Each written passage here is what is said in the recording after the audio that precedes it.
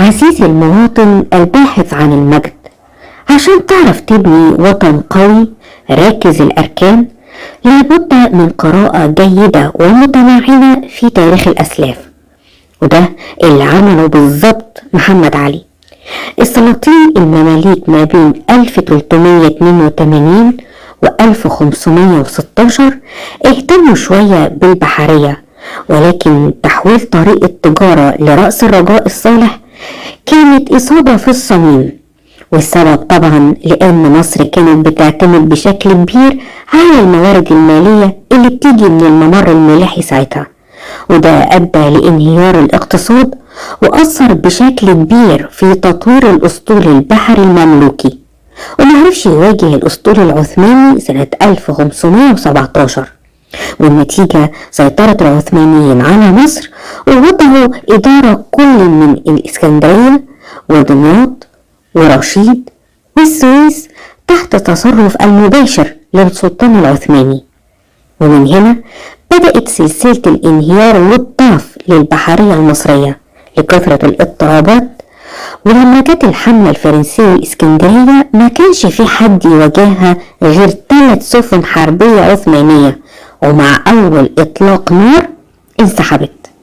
في عهد محمد علي ما كانش اهتمامه في الأول منصب على البحرية خالص، ولكن كان كل همه يهدي ويوضب الجبهة الداخلية في مصر، وبعد كده يلتفت للأمور الكبيرة. بعد استقرار الحكم على إيد محمد علي فكر في تكوين جيش خاص بيه، فبدأ في تجميع المماليك وكون أول جيش مصري، ولكن للأسف المماليك تمردوا عليه ووصلت لحد القتل في عام 1807، واضطر ان هو يهرب لقصره في القلعة بالليل بعد ما عرف بنيتهم. ده غير الولاة اللي بدأوا يتساقطوا على مدار 4 سنوات بسبب ثورات الجنود.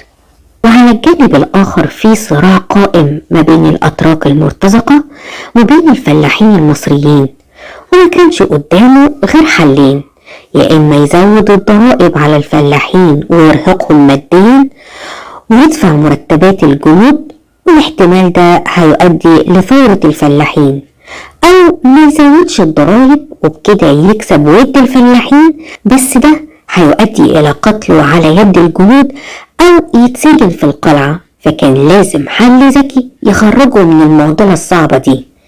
عمل جيش نظامي مصري بجنود مصريين.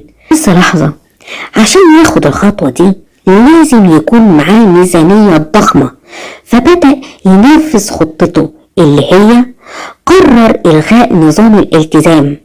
نظام الالتزام ده بيجعل الحق للملتزمين، طبقة الأغنياء يعني، يجمعوا الضرائب الباهظة من الفلاحين مقابل زراعتهم الأرض، ويتم إرسال المال للوالي ثم إلى الحاكم العثماني. فمحمد علي طلب جمع العقود الزراعية من الملتزمين الأتراك بغرض مراجعتها، وراح حرقهم كلهم، وبكده وضع ايده على جميع أراضي الدولة، ودخل في شراكة مع الفلاح مباشرة، وبدأ يدي للفلاح كل متطلبات الزراعة، وشق العديد من الترع، وبكده الطرفين كسبوا، وبدأت خزينة الدولة في الامتلاء. ومن هنا قدر محمد علي يبني جيش مصري على أعلى طراز بتدريب فرنسي. وتقدر عزيزي المشاهد تشوف حلقة جيش مصر للتفاصيل أكتر. بعد انتهاء من بناء الجيش بدأ يلتفت للأسطول المصري نظرا لحاجته في نقل الجنود من مصر إلى الحجاز في حربه ضد الوهابية. هنا يجي دور الترسانة في بولاق اللي كان ليها دور كبير في بناء الأسطول الجديد ونقل السفن مفككة على ظهور الجمال للسويس. وفي ترسانة السويس يتم تجميعها ودهنها بالقار ثم تبييضها وتنزل المية. البحر الأحمر كان مستحوذ على اهتمام محمد علي عشان هو مركز العمليات الحربية ضد الوهابيين، وأهمية السويس زادت عشان قاعدة الأسطول في البحر الأحمر. ومع انتهاء حرب الوهابية بقى فيه اهتمام جديد لمحمد علي، ألا وهو البحر المتوسط اللي بيطل على أوروبا مصدر القوة والحضارة. وهنا يجي دور اسكندرية تصبح القاعدة الرئيسية لأسطول البحر المتوسط. الموضوع في الأول كان مقتصر على شراء قطع من السفن قديمة من الدول الأجنبية، وبكده يبقى بنوصل على قطع بعينها يتم تصنيعها على حسابه الخاص. فضلت الأمور ماشية كويس لحد موقعة نافارين سنة 1827. الأسطول بتاعه تحطم وما كانش عارف يصمم غيره في الموانئ الأوروبية، فكان مضطر لإنشاء أسطوله بنفسه في مصر بميناء الإسكندرية. طبعا الموضوع ما كانش ماشي بالساهل كده، كان عنده المواد الأساسية مثلا زي الخشب والحديد والنحاس والحبال والقطران، فبدأ في إرسال بعثات لاستحضارهم. وعشان يعمل أسطول كبير ينافس الأساطيل الأجنبية لابد من استحضار خبرات أجنبية، وهنا بنتكلم عن مسيو دي سريزي. في الحقيقة حاولت كتير أجيب معلومات عنه ولكن موفقتش، زي ما يكون التاريخ بلعه. المهم إن هو جه مصر في إبريل 1829، يعني بعد موقعة نافارين. محمد علي جابه من فرنسا بعد إشرافه على صناعة السفن المصرية في فرنسا عشان يشرف على بناء الترسانة في مصر. محمد علي في فترة وجود مسيو سريزي كان حاطط تحت ايده مصريين بغرض التعلم منه. ارسل البعض في بعثات لفرنسا وانجلترا حتى يتخصصوا في اعمال الانشاءات البحرية وهندسة بناء السفن والاسلحة البحرية. تعالوا بقى نوصف ترسانة الاسكندرية قبل سريزي. كانت عبارة عن ارض على ساحل البحر الاحمر 200 متر، عمق المياه فيه يدوب 2 متر، وبيبني عليه نوعين من السفن، الكروات والإبريق، وباقي المساحة منطقة فضاء فيها سقف من الخشب تحتها أدوات ومواد بناء السفن. وكان عليها 2 رؤساء عمال، واحد اسمه الحاج عمر وده راجل مصري مقدام ما تعلمش أصول الشغلانة من أي مدرسة، إنما اكتسبها بالتدريب، بس هو أبدع في عمله. أعجب بيه مسيو سريزي وأبقاه في العمل، وبالعكس استفاد منه. أما التاني فكان من الأتراك جاهل جدا في العمل، ففصلوا سريزي من الخدمة، ومن هنا بدأ الشغل. دور على أفضل مكان وكان شاطئ مريوط، وأقام حاجز لصد هجمات الأمواج عليه، وتم تمهيد الطريق. بس مسيو سريزي برضو فضل يدور على مكان أفضل، فلقى مكان على شاطئ اسكندرية آمن من هجمات الأمواج، ولكن عمقه قليل، فحفر على عمق 30 متر تحت الماء، وبدأ في إنشاء دار الصناعة هناك. وبدأ أعمال البناء من قبل الجند في الحفر والرص وبناء الأحواض. ومحمد علي أصدر أوامره بتجنيد شباب من المديريات المختلفة عشان يدخلهم سلك البحرية عشان يعملوا في المصانع دي. في 3 يناير 1831 تم إنزال أول سفينة عليها 100 مدفع وتسييرها في البحر عند بوغاز اسكندرية.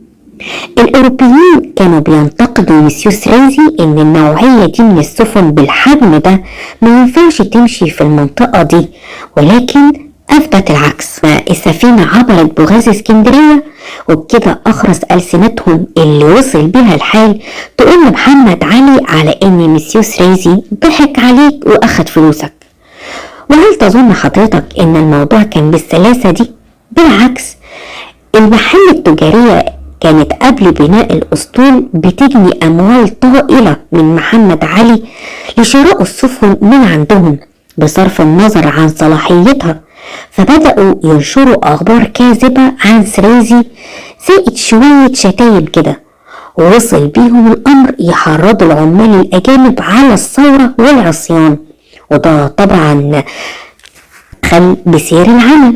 ولما تم إنتاج السفينة التانية ومع لحظة إنزالها دبروا مكيدة قطع الأحبال الارتكاز عشان تقع وتتحطم بالكامل، ولكن أحبطت هذه المكيدة، ده غير الدسائس بين العمال الأجانب نفسهم عشان يفضلوا في السيادة لوحدهم. ولكن ميسيوس ريزي كان قوي ذو إرادة حديدية وتخطى كل العراقيل دي. ومع مرور الوقت وتدريب المصريين على العمل في المصانع بدأ الاستغناء شوية شوية عن الأوروبيين المشاغبين، لحد ما بقى المصريين هم اللي بيقوموا بإنجاز سائر الأعمال. هو صحيح فضل القليل من المعلمين الفرنسيين الضروريين للإشراف على العمل، بس فترة وذكاء وسرعة خاطر المصريين ساعد كتير في النهوض بالصناعة. والجميل في الموضوع إن بعد الانتهاء من كل سفينة وقبل إنزالها كان بيحرص محمد علي على إقامة احتفال يجمع فيه كبار الشخصيات والعلماء وتنحر فيه الذبائح ويطلق على السفينة الاسم وينتشر الخبر في جريدة الوقائع المصرية. ميسيوس ريزي مع كل سفينة حربية يتم بنائها بيدخل فيها تحسينات كتير نظرا لمشاهداته المستمرة في فرنسا وإنجلترا، ومع فكره اليقظ أصبح تحسيناته تفوق فرنسا وإنجلترا.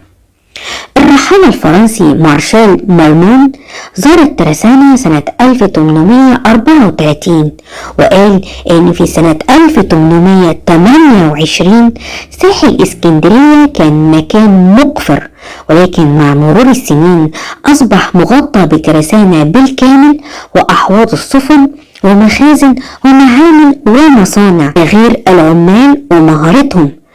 وتم جميع المصريين يسود بينهم النظام والعمل والنشاط. وقال مامون إن إنشاء الترسانة مر عليها 6 سنوات فقط، وفي المدة دي تم صنع 10 بوارج بتسليح 100 مدفع، واعتبر إن دي همة لا نظير لها في التاريخ بفضل كفاءة ميسيوس ريزي وعزيمة محمد علي الحديدية. وفي النهاية في كل مرة بتعمق فيها في تاريخ مصر يظهر لي عظمة الشعب المصري القادر على قهر الظروف وتحويل الإمكانيات لانتصارات بتضرب بيها المثل في سائر البلدان وفي سائر العصور، بس مع القائد الصح. عشان كده عزيزي المشاهد أحب أسألك، عرفت